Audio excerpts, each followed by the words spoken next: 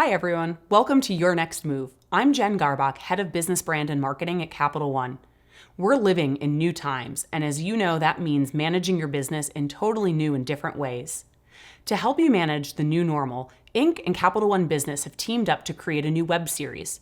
In Your Next Move, we feature experienced business owners answering your questions and helping share their experiences to help you navigate this new normal. Our hope is that you can walk away with a few key takeaways for your own business. And with that said, let's get started.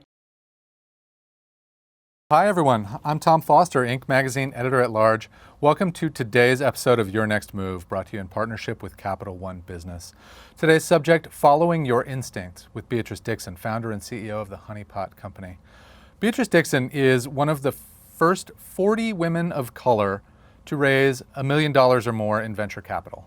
Let me repeat that. One of the first 40 women of color to raise $1 million or more in venture capital. I'm saying that in 2020. The venture capital industry has famously poured billions of dollars into startups in recent years, and yet women of color almost don't exist in that world.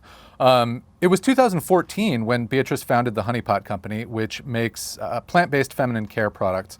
Today, you can find the company's products online and in stores across the U.S., from Whole Foods to Target, Walmart, Walgreens, Bed Bath & Beyond, and more. It's been a fascinating journey for Beatrice, and I think her experience speaks to a lot of very large issues that affect business and really wider society today in a lot of very important ways. We've had a terrific response in the lead up to today's conversation and have had questions submitted by attendees. We'll be getting to as many of those questions as we can. We're going to be taking questions in real time as well, and I have some questions of my own. So we have a lot to get through. Let's get right to it. Beatrice, welcome. Thanks for being here. Thank you. So nice to be here with you, Tom. You bet. And thank you to Inc. and to Capital One and to everybody that sent those questions in. I'm grateful. I can't wait to get to them. I want to start with just for, I'm sure we have some people who are here with us today who don't really know your full backstory. And I would love to, let's just start there. And can you tell us a little bit about how you got your start and what led to you, realizing there was a need for this company? Well, back in early 2011, well, really late 2011, early 2012, I was dealing with a year-long bacterial vaginosis infection. It would go away and come back. It was reoccurring. I would go to the doctor. I would take medicine. I would take antibiotics. I would get on all kinds of forums and things of that nature to try to just figure out what I can do, and anything I could find, I was trying. So I was really putting myself in harm's way in a lot of ways because these things aren't necessarily scientifically proven, right? But, but I was going through a lot. And one morning, right before I woke up, I had a very vivid dream with my grandmother. And my grandmother has been dead since my mother was 8. So I've never even really met my grandmother. But in the dream, we were sitting down at a table. She handed me a piece of paper. We were talking, and she told me that she had been watching me go through this for however long I've been going through it, and that she had something that was going to get rid of it. She handed me a piece of paper. On the paper was just a list of ingredients, and she told me that I needed to remember everything that was on the paper because I needed to write it down when I woke up, and I needed to make it because it was going to get rid of it. And so that's literally what I did. She just kept, anytime I was trying to talk to her, she just kept saying, no, don't look at me, look at the paper, remember what's on the paper. And so that's what I did. And when I woke up, I wrote it down. I made it within a couple of days because I worked at Whole Foods. All the ingredients were natural.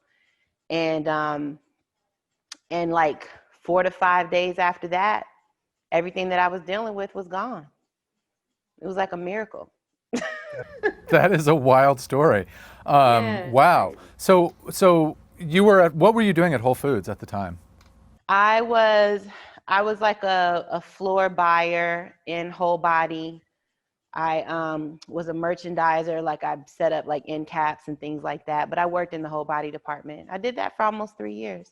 So you really understood the market that you were going into, it sounds like. Yeah, yeah. Yeah. I understood it on other levels as well because I began my career in pharmacy. That's how I kind of learned how to make things, and then I went to work for Whole Foods, and then I left Whole Foods and went to be a broker. And then I left being a broker and went to work for a kale chip company called Rhythm Superfoods. And then from there, is when I couldn't do both anymore. I couldn't work and run Honey Pot because it was just starting to get out of control. Well, I want to talk about that moment. That's a moment that we get questions about that moment a lot. And sure enough, we got a question this time about that moment when you know that it's time to say, oh, wow, I'm going to do this full time. This is real. Right. Dee Durr, who is one of our audience members today, says, at what turning point in your professional journey did you firmly decide you were going to be an entrepreneur? So again, how did that transition? Can you take us to that moment? I mean, I had made the decision that I was going to be an entrepreneur that day when I made the product and it worked. I made the decision right then that I was going to make this into a business, right? But so that was like the solid date. And then from there, everything was building towards when it could just grow and be this full-time thing, But I've never really believed in just starting a business, especially in skincare. I feel like you need to really understand that thing, and it needs to work, and the thing that you're making needs people to, it needs to understand people, right? Like it needs to work on their skin, and so we tested it for a couple of years, not through clinical trials at that time, but we tested it for a while, and then we realized that a lot of the people that were trying it were getting a really great result. And then that's when we launched it. But as far as when I decided that Honey Pot needed to be my full-time job and business and all the things, I was an area sales manager at Rhythm Superfoods. I was traveling 3 to 4 weeks out of the month. I managed 3 territories. And at the time, we were raising money. We had already gotten into Target. We were maybe 6 months into Target. And I was trying to raise money, work, bring over a human from from a relationship I was in from another country, and was still running Honey Pot and trying to figure out how much to order and forecasting. I mean, I was probably working 20 hours a day. Like I wasn't sleeping, I wasn't eating right, I wasn't happy. It was too much. And it was bad. And I just decided I can't do this anymore. So. I love, though, that at that moment, you took the leap and said, of all of these things, the thing I'm going to do is the entrepreneurial one. And, at that moment, you go with it. I want to unpack a couple of things there. You mentioned that at that point, you were already several months into your Target relationship. I'm based here in Austin, Texas, where Whole Foods is based. If I had to guess, I would imagine that, and I know there are a lot of sort of consumer packaged goods companies that come up in Austin where Whole Foods becomes sort of a launch pad for them. I'm curious, how instrumental was that for you, or was Target actually first, or how did you sort of break into retail in those, it sounds like very early days, you broke into big retail? No, so this was the really early days. So we got into Target in 2017, Okay. right? The really early days, actually, 7 Nanda Co-op in Atlanta was my very first retailer. My second retailer was Whole Foods, but it was regional. And we were only in one store, and we were practically giving it away because we because we didn't know how to price things. And and they had a set price because they hadn't really had that type of product on our feminine wash on the shelf before. But Whole Foods was our first one, and we just took everything as it came because I traveled and got the company that I was working for. My job was to put it into stores. So what I would do is I would travel I would go to all these stores. I would present all the products that I was supposed to present. I would then walk out the store, walk back in, and then I would present Honey Pot. And that's really how I got the product on the shelf in a lot of kind of the little baby retailers, and even in Whole Foods, because there's multiple ways you can get into Whole Foods. It can be regional, it can be a local store, it could be all the stores. For me, it was like local at that time. So. Got it. Got it. Yeah. I would love to. I want to come back to Target later in this conversation. I know there's a lot to talk about with Target, but I want to go to another audience question right now. Christine Brooks Cropper, who's watching, wants to know more about the process of pitching Target. She asks, "How did you pitch your company to Target? What did you say? What did you wear? How long were you in the market before you achieved that?" Because I think I love this question because it's so real. I mean, that is an incredibly intimidating moment, and I would love to hear, how you thought about that. I guess, see, I've been really fortunate, Tom. I really feel like my ancestors really prepared me for this, because by the time I was talking to Target, I had already been a sales manager for a startup. I had already been a broker, right? My job, when I worked at Whole Foods, Tom, you would have been my customer, right? If you came into the store to buy groceries, you would have been my customer. But once I became a broker, now Whole Foods was my customer. Sprouts was my customer, right? All the natural retailers that you can think about, they became my customers, right? So by the time I had already talked to Target, I had been pitching for like 5 years to get into retailers, because that was what my job was. But in the beginning, I'm actually teaching a class tonight with Target, Unbothered, and Refinery 29 about pitching.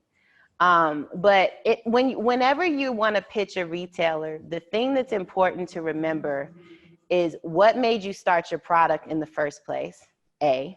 Right? What is your story that got you there? Even if you recreated a wheel, what was the thing that made you say, I need to do this because I'm not finding what I need, right? You want to tell that story.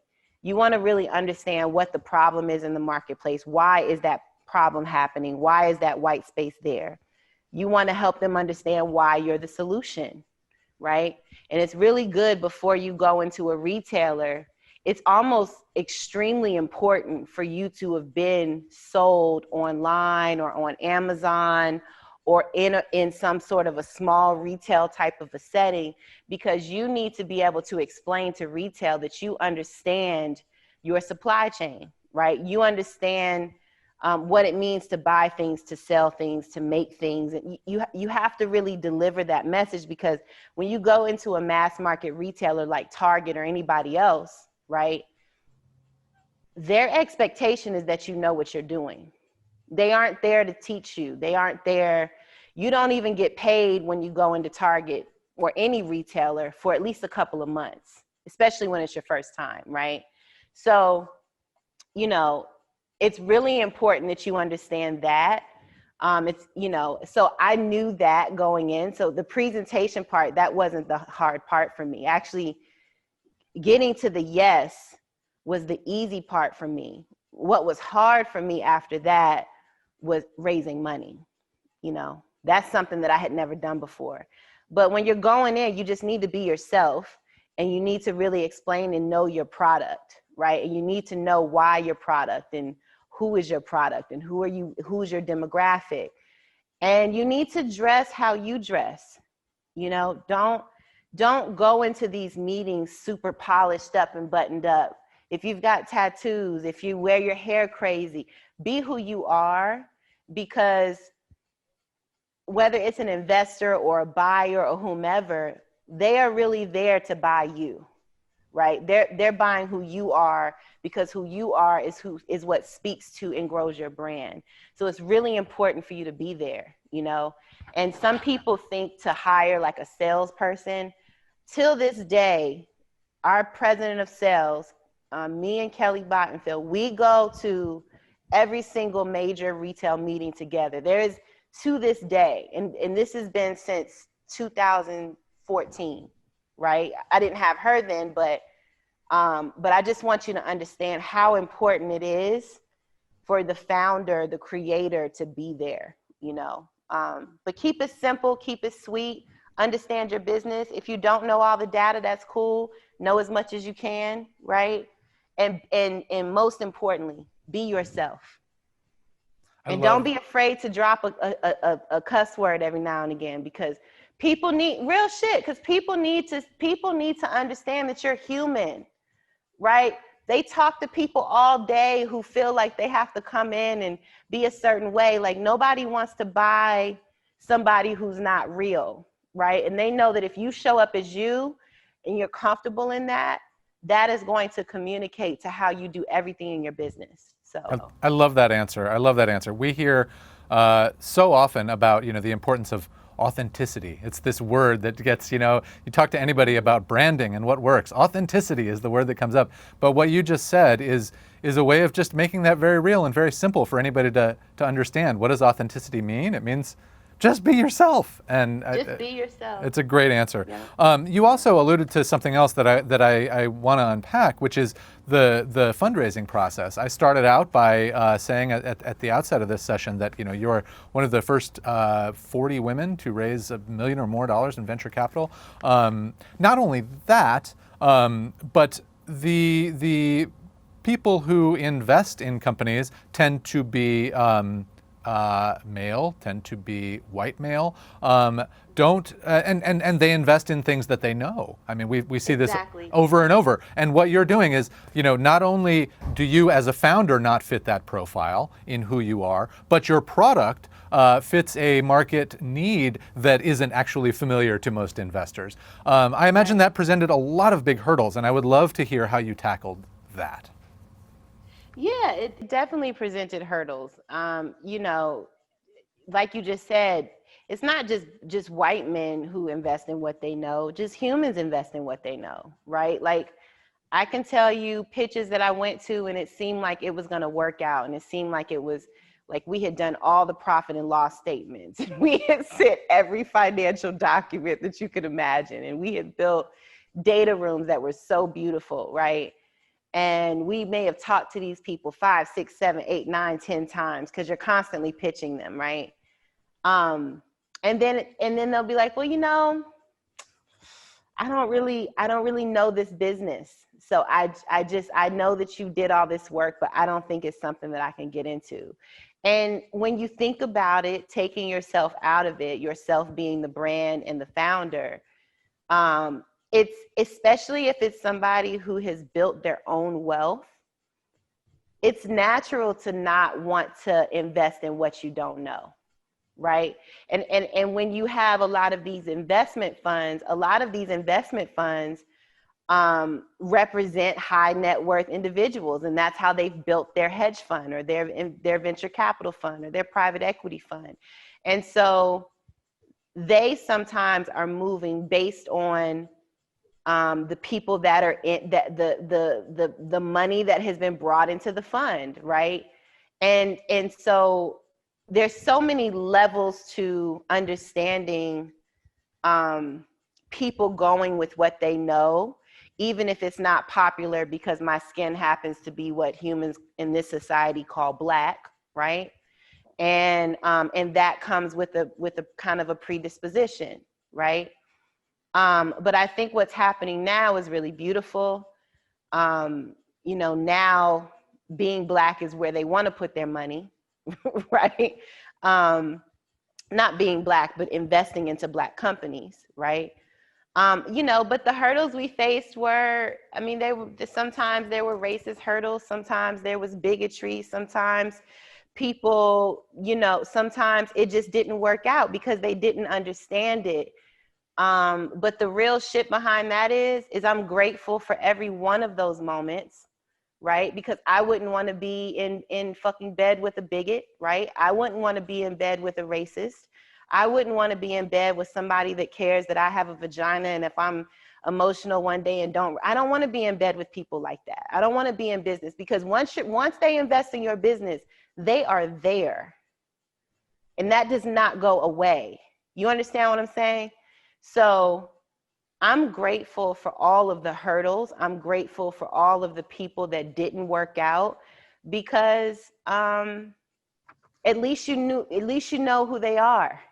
And when somebody shows you who they are, you should pay attention, right? And don't make a big deal about it. Just move on, because you don't really have time to focus on that. Like, when you got to raise money, you got to raise money. And we were desperate. It was like, we are launching in Target in April. It is January. I don't have time to focus on the guy or the woman who didn't want to invest, right? I got to get to the next person. I got to go to my next best lead, because if you don't have the money, you can't pay your manufacturers. You can't pay the humans that work. Like, the money is the only thing that matters in that moment. So there were tons of hurdles, but if I'm honest, I can't even give you any specific ones, because I didn't really give a shit about them, because I had to just find the money. I couldn't think about it. I had to just stay focused, you know? Yes, absolutely. Let me ask you a couple of follow-ups to this question, to this subject. One comes from a reader, Idong Isyet Gibson, asks, You did a good job with that. I don't know if I did a good job with that name. I may or may not have. I may have butchered it. But how did you fund the early pre-revenue stage of your business? It was, my brother's credit cards and his money.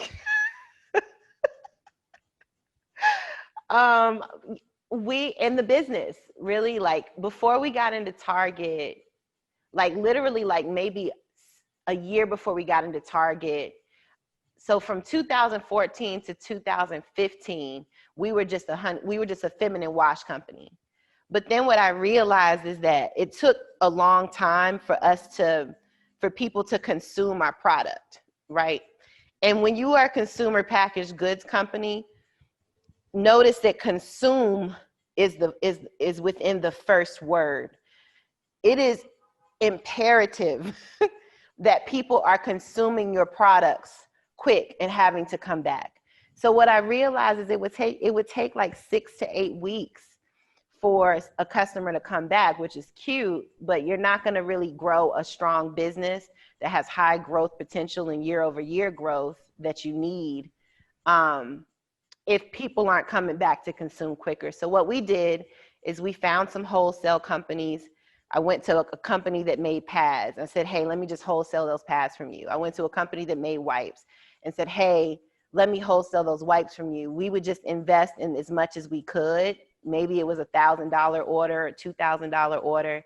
And then Honey Pot website just became like this reseller website, right? But we went from doing like 40,000 to doing like 250,000 the next year. And then that summer is when early that year is when Target emailed us. And so we were able to go and tell that story to Target about what we did. And we were the first company that ever made washes, wipes, and pads. But that's how, because we had to be clever about what we were doing pre-revenue, because we weren't making enough money with just selling one type of product. So we created a way to make money through wholesaling other people's products. And then that's kind of what got us to where we are now, being the vagina company, where we just sell everything that a woman needs.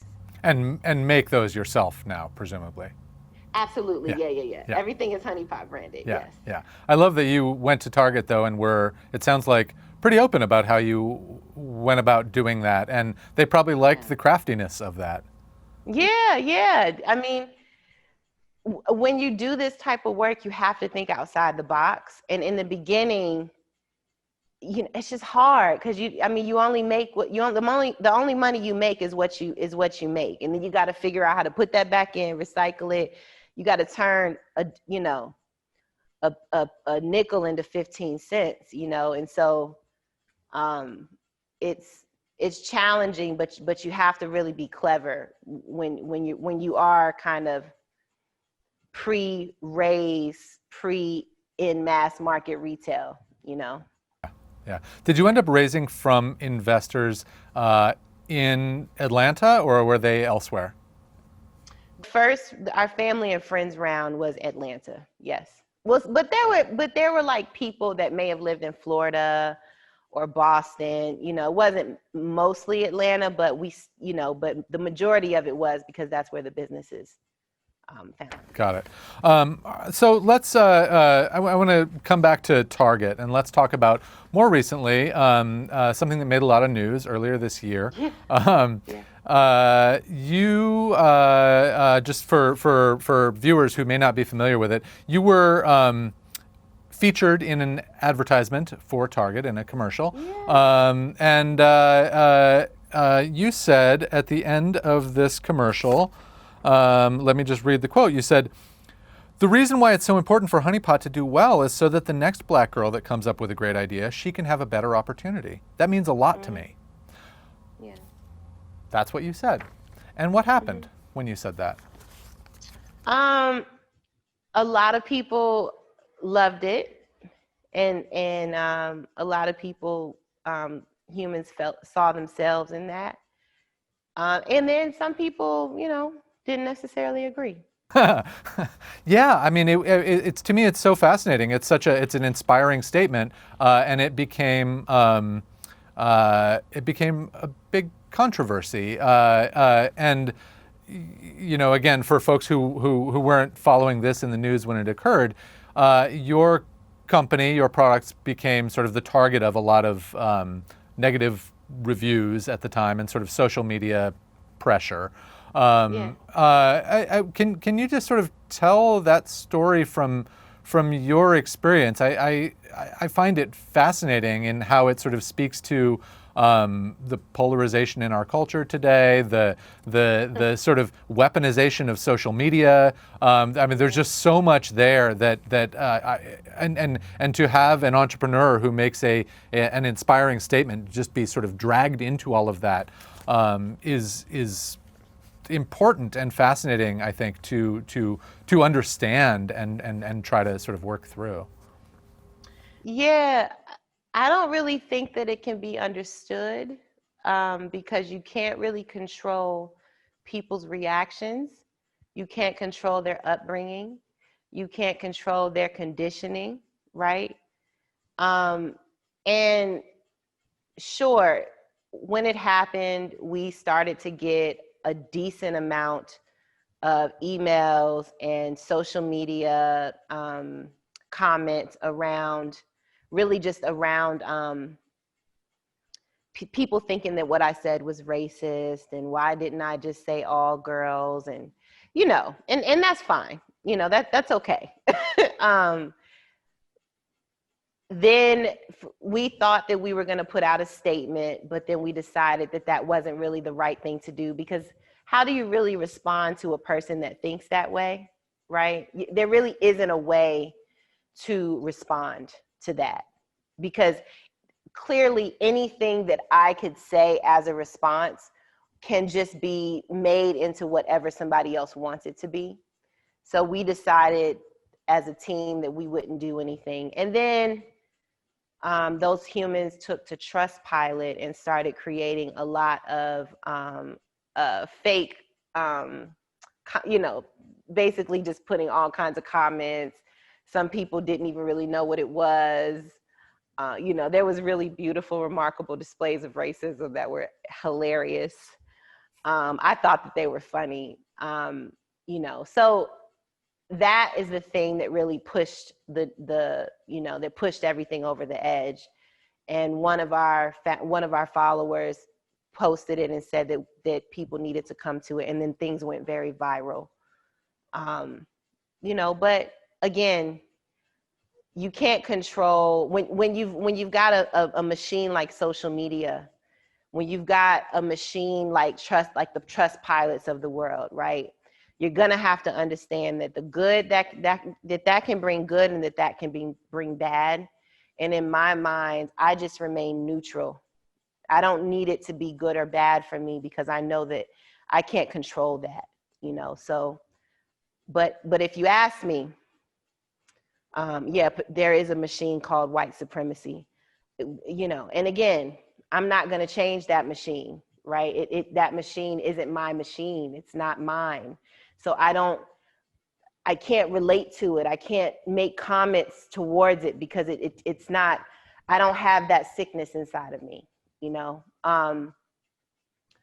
But I'm grateful for all those people though, because I may not be sitting here talking to you if they didn't go to Trustpilot and create all those negative comments. If the people that came to defend us and went to the stores and bought our products, which was every human, right? It wasn't just Black people. It wasn't just white people. It was like all kinds of people. And it still remains to be all kinds of people. And I'm grateful to all of those people. You know, so it was a beautiful experience. It was the best thing that ever happened to my business, Tom. Like literally the best thing. That is fascinating. I want to ask you a couple of follow-ups there. You know, there's to me what I see in this is you know more proof that yes, there is a lot of racism out there, and also proof that there is this sort of machine that looks for things that can further polarize our culture. And sort of uses them for as sort of moments of divisiveness, and it sort of seems like you and your company became a part of that, became a tool in a campaign like that. And the reason I say that is, so be that as it may, you know, you can sort of accept that and say, oh, that's interesting. But when Trustpilot gets flooded with negative reviews of your product because somebody is trying to use you as sort of a tool in sort of a disinformation campaign, you have to do something to protect your business. It's sort of one thing to say, well, gosh, it's hard for us to respond, but what do you, I mean, did you ultimately find a way to do something to sort of counteract all that negative stuff?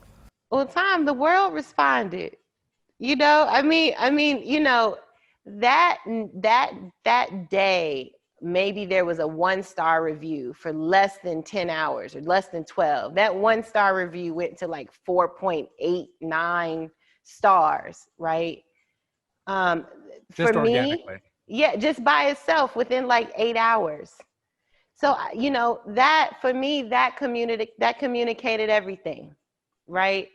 You know, sometimes it's better not to physically communicate because that shit communicates, right? I don't have anything to say to somebody that wants to try to pull me down to their sickness. They can keep that shit. I'm gonna go over here, right?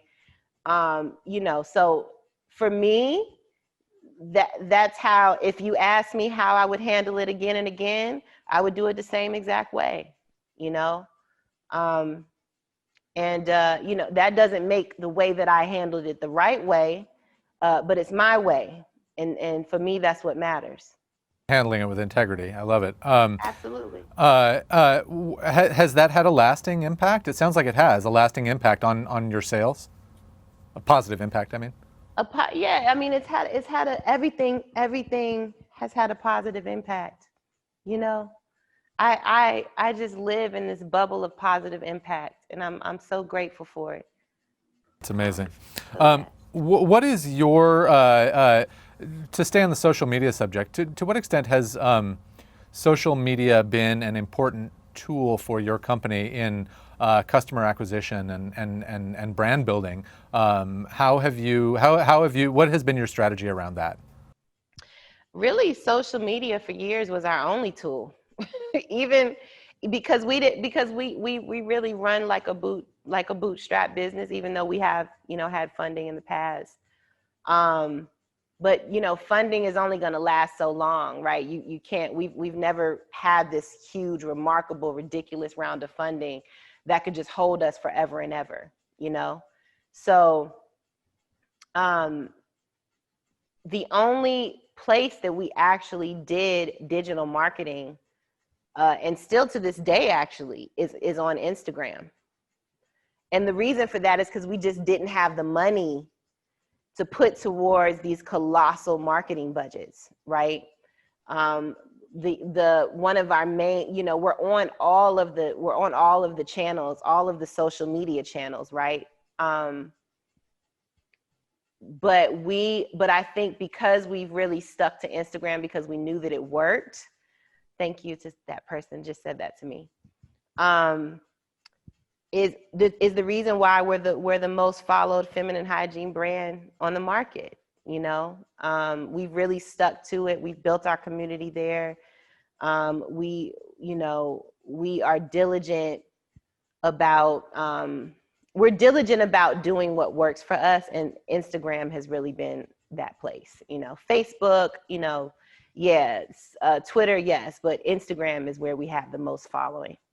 The title of today's webinar is "Following Your Instincts," and in the Target example, the commercial example we were just talking about, you very clearly followed your instincts to sort of get through that very difficult moment.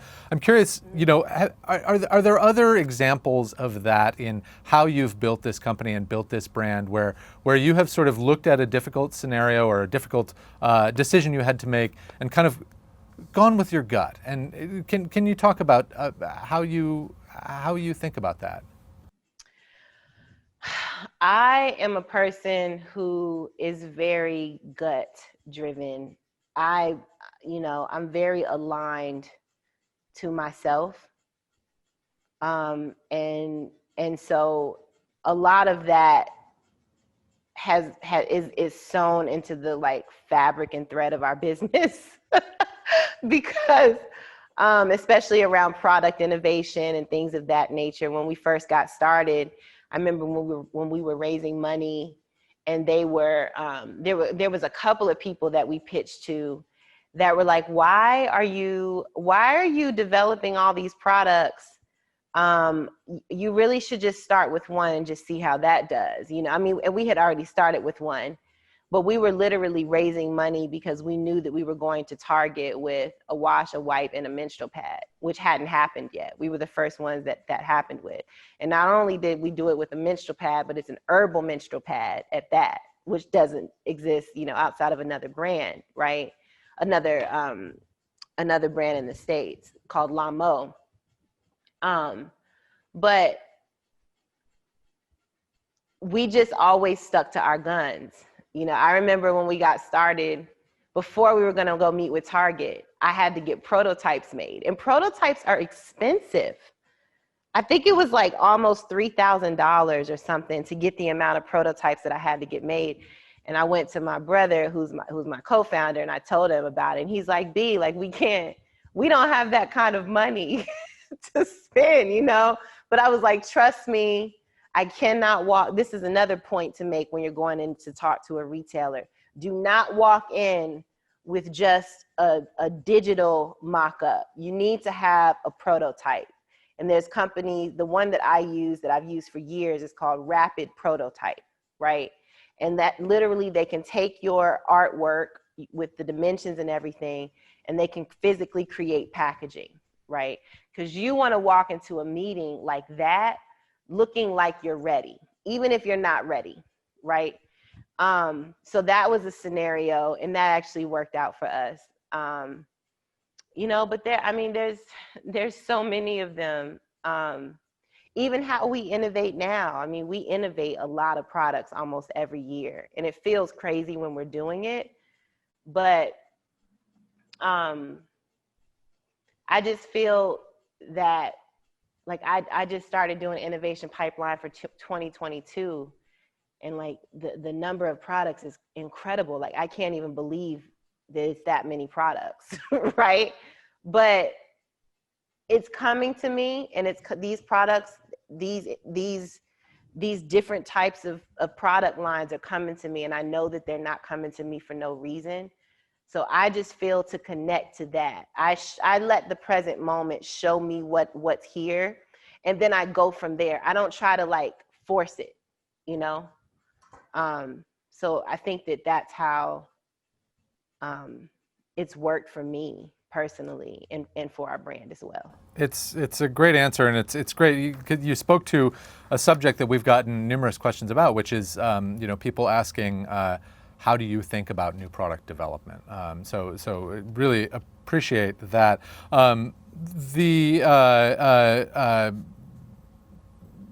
Let's stay on that for just a moment longer, I guess.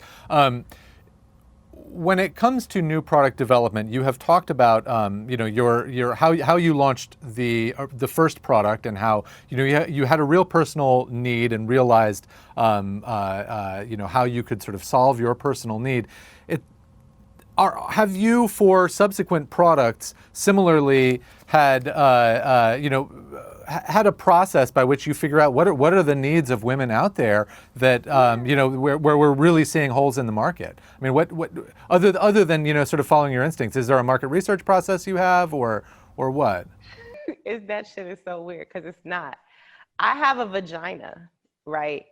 And every now and again, my vagina acts up, like I might get a UTI or I might get a yeast infection, right? I'm sorry that we're saying this in front of, I hope this isn't making you uncomfortable, Tom, but this is just real shit, right? Like I have a vagina and I know when my vagina acts up, I pay attention to how I take care of myself. And then I have an awareness in that. And then I'm like, oh, I should make a product for this. The other thing that I do is I walk down an aisle in a store, and my thought process is, if you walk down the feminine care aisle, right? Think about, you walk down any aisle in the grocery store, right? If you're in the paper aisle, think of how many paper towels there are. Think of how many napkins there are, right? When you're walking down the vagina aisle, there's pads, tampons, washes, wipes, suppositories, creams. There's all types of stuff. There's lubricants. You name it. If the woman's pregnant, there's the Frida squeeze thing that you put it's like a bidet, right? That a woman has that she uses after she has her baby. Walk down that aisle and understand, what are humans with vaginas buying? For me, that's where I start. I start at the most simplest place, right? My vagina, because I got one, so I know what it takes to take care of one, because I take damn good care of mine. I take good care of all of this. And what is it that she's buying? When I'm in the grocery store, or if I'm in Target or Walmart, I think about what has historically been on these shelves for years and years and years and years. Cool. I just need to make natural versions of that shit. Why make it hard? I don't need to make it hard. I don't need to recreate a wheel, right? I just need to make something that's cleaner, that's effective, that actually is useful and works, that people need to consume and need to use, right?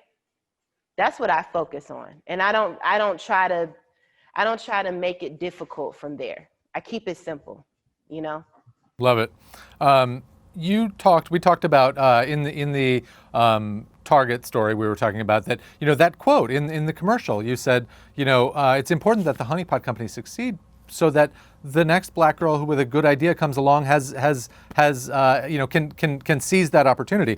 I'm curious how you have thought about your role and your success as a platform for helping other people succeed, and to what extent you have sort of proactively tried to become a mentor to people. I think the most important way that people can succeed is when they love themselves.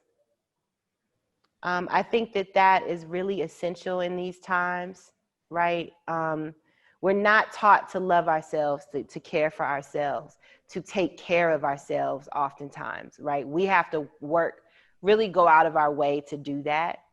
And so before I mention anything about being a mentor or helping people think about how they start their businesses, I want to help them. I want to understand where they are mentally, because nobody ever tells you how important that shit is, right? If you aren't happy, if you aren't well, if your mind is not vibrating at a really good vibration, right?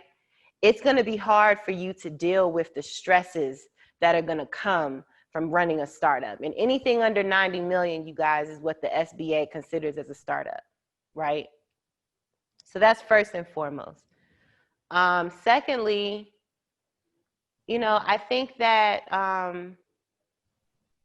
it's important that I'm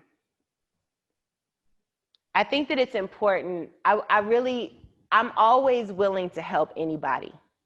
If anybody asks me for something or needs help or is trying to raise money or they're trying to get into stores or they're trying to figure out what their products are, I'm here for it because I know what it's like when you don't have somebody to ask. I know what it's like when you ask for help and somebody's got their hand out. Like if you want me to help you, you got to do this for me, right? And I think that that's some bullshit because there's been so many times that people have taken advantage of the desperation that can come with doing this type of work, right? And so I'm willing to go out of my way to help if I can, right? I'm not gonna be the mentor that that you can call on once a week because I don't have that kind of time. It's really important for me to have my own personal time, and I can because I'm a giver. I will just give, and in the past I haven't been well from giving because I try to give way more than what my hand. I'm trying to give for out here, and I should only be trying to give for the end of here, right? You can't give everything because if you give everything, then you're pouring. You're giving everything. You're pouring from an empty cup, and that you just can't do that. And so I'm here for being a mentor. I'm here for helping, but it's probably not going to look like your average mentor. And I honestly think that I don't really think that people necessarily need mentors. I think that you just need to pay attention, and ask questions and do the thing and have people that you go to. But I feel like a lot of times when people want a mentor, they feel like they need to lean on this person all the time. And I don't think that that's necessary. I think that you have to fall and you got to scuff your knee and you got to like get a concussion and you really have to fail to understand what it means to win, because it's important to know what that other side of the fence looks like. And if you've got somebody there to support you all the time, which I have a Simon who is like, a lot of people don't have a Simon. My brother is like one of the dopest humans on the planet. You understand what I'm saying? He's smart, he's intelligent, he's giving, he's all these beautiful things.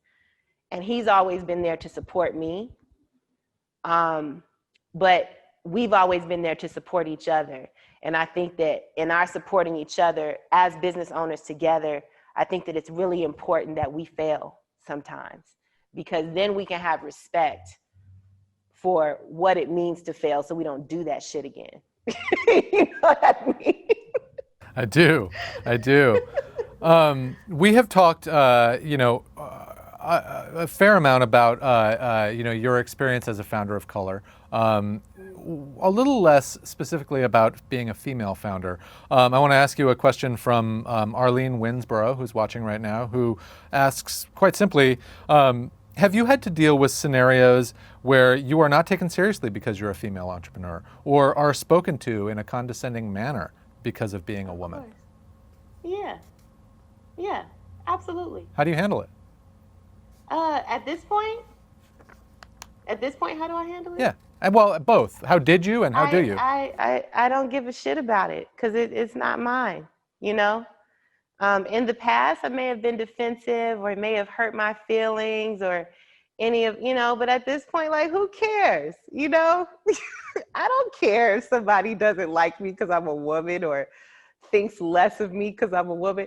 All that you just did in that moment is showed me that I can never talk to you again, right? So like, cool, got it. I know what box to put you in. I'm gonna go do what I want to do, So I don't care. Am I a person of color or am I a fucking human being? I see myself as a human being, right? I am an earthling. I am the same as the trees and the birds and the water and the air and everything that is organic to this planet, right? And so in that, I'm a spiritual being wrapped up in skin. And my skin so happens to be a really pretty color, right? But Tom, just like you, I got two eyes, I got a nose, I got two ears, I got a mouth. There's so much more about us as humans that make us all alike. And we focus on one thing, which is a skin color. It's silly, man. It's silly. Yeah, and it's so interesting because, you know, because of what you just said, we have found ourselves in this position where there are so many, let's just take the business world, there are so many companies where their lack of diversity really shows and does not reflect the diversity of larger society. And that has become a really important conversation and an imperative for a lot of businesses to really reassess how seriously they take that and start to actually take it seriously. I'm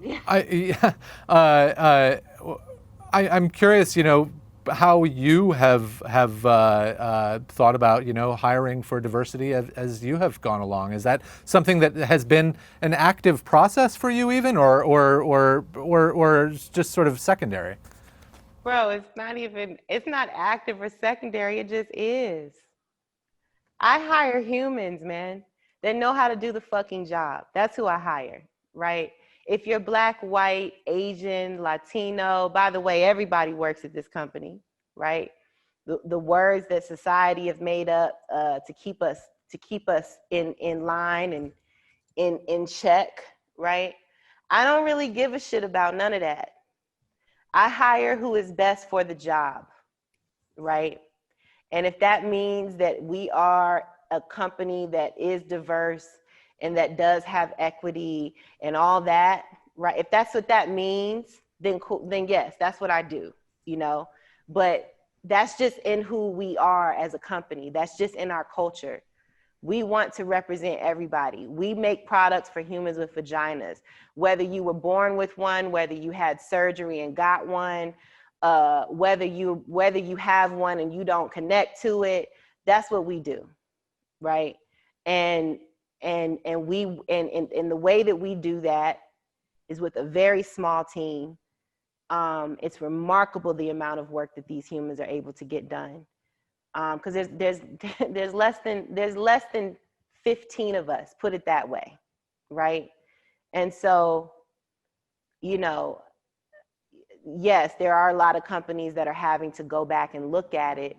But you know, the fact is they built their companies how they wanted to build them. And I think that the best way to build a company is from a very authentic, humane, loving, kind, generous space, and that you hire the best people and that you hire humans and you don't make it about color and, you know, or any of that, right? You know, so I don't judge anybody who doesn't do something that's real to them. You know, a lot of people, I do a lot of these talks and a lot of people, you know, are asking like, what can we do to be more diverse? And my first question is that really what you want to do? Don't do it just because you're being reactive, right? Do it because you really want to have diversity and inclusion and equity in your company. If you don't really want to do that, don't act like you want to do that, because if you don't, it's going to show up, right? And so for us, we love every person that works here. We love people that don't work here anymore. And we're eternally grateful for their insights, for their intellect, for their creativity. We're you know, the humans that I work with are phenomenal, and I can't be more proud to have such a strong team. How do you ensure in this moment? I'm assuming most of your team is working from home. How do you maintain the kind of, it sounds like a very strong sort of mutually supportive culture in your company. How do you make sure that sort of comes through on a daily basis and people feel supported and part of this kind of healthy, positive culture in this environment? All of our teams are meeting all the time, you know. Sometimes it feels siloed because we are all in different places and everybody's working remotely. You know, but we're actually working on building better ways to connect to our team. You know, we're actually having meetings about um, how often should we be meeting as a team all together, right? Nope, there's only a few of us coming into the office. Like I'm in the office right now, you know, but what we don't want to do is ask everybody to come to work when everybody isn't comfortable with that. So we're actually in a period where we're growing our team a little bit, and with that growth, bringing in new people, they can come in with a different set of eyes. And so we're really going to the team to understand how we want to work together, how we want to grow. But you know, we're doing our best. I'm not going to sit here and tell you that I'm talking to everybody once a week, and because our business is growing at a remarkable speed, and things are moving very fast. You know, but I do try to check in. I'm on a lot of the calls, kind of with each individual team all week long anyway. You know, so we're constantly checking in and doing all that. You know, but I think one of the biggest ways is that I really respect them and appreciate them as humans, and I don't need them to be perfect. And I'm eternally grateful that they choose us, because these humans that work here can work anywhere, you know. Let me ask you one last real quick. We're running out of time, so we've got to do this one quickly. Audience question. Carol Vanderkloot asks a question. I love this kind of very tactical question. What is one practice that you do daily that saves you time and makes you more productive? I'm present all the time. All the time. I love it. Let's leave it with exactly that. Thank you so much. This has been extremely helpful. I think I suspect our audience got a lot from this conversation. I want to thank our partners at Capital One Business for underwriting today's segment of Your Next Move. And to everyone who tuned in, we're going to continue to cover all of the issues we covered here today and just about everything else in the world of entrepreneurship at Inc.com. Please check inc.com/upcoming-events for more details on future events and to register to attend. B, thanks so much for joining us. Really appreciate you being here. I'm so grateful to be here. Thank you, everybody that asked me to be. I'm grateful. Thank you. Absolutely. Have a great day. You too. Take care. Thanks, everyone.